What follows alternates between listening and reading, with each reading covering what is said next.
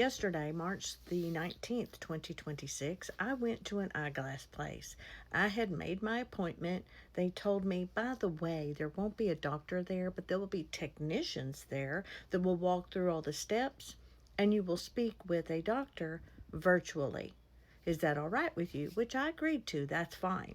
So I go in at my appointment, being the first appointment, 9:30 in the morning, and I didn't feel like going, but respectfully, that would be highly rude to cancel the first appointment before they even opened. So I arrived early, like I was supposed to, checked in.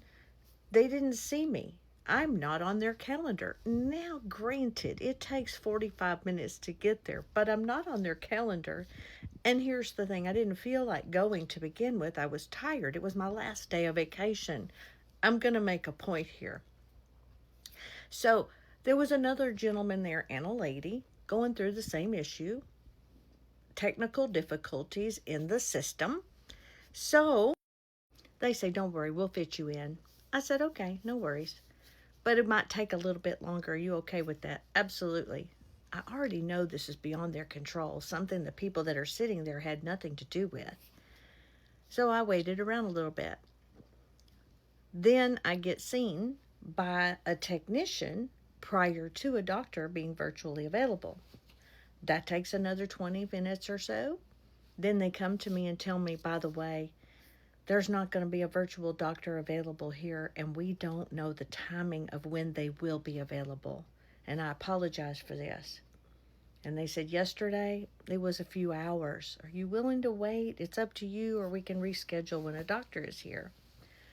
So granted, choices are presented. Have you ever been at work anywhere and experienced something that was beyond your control and had some Karen scream at you because of it? Well, I wasn't going to be one of those Karens.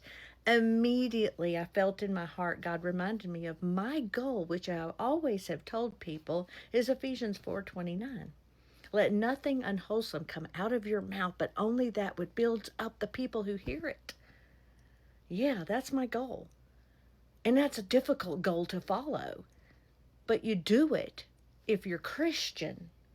You know, Karens and non-Christians, they aren't going to do that because they do not care about anything except themselves, which represents who their father is. Does that make sense to anybody? Does that make sense to you? So not only that, it's not the golden rule if I was to Karen out on someone. We don't throw French fries back in somebody's face. We don't throw a drink at somebody at a counter because the order was wrong. Those are human minor errors given to each and every one of us to test our loyalty in the golden rule. In Ephesians 4:29, we get tested often. How many of you are sitting in a car and have an elderly person walking slowly across and it turned green and they're not across yet, and you chose to be angry rather than to get out and help them? Golden rule. That's difficult, but it's worth it.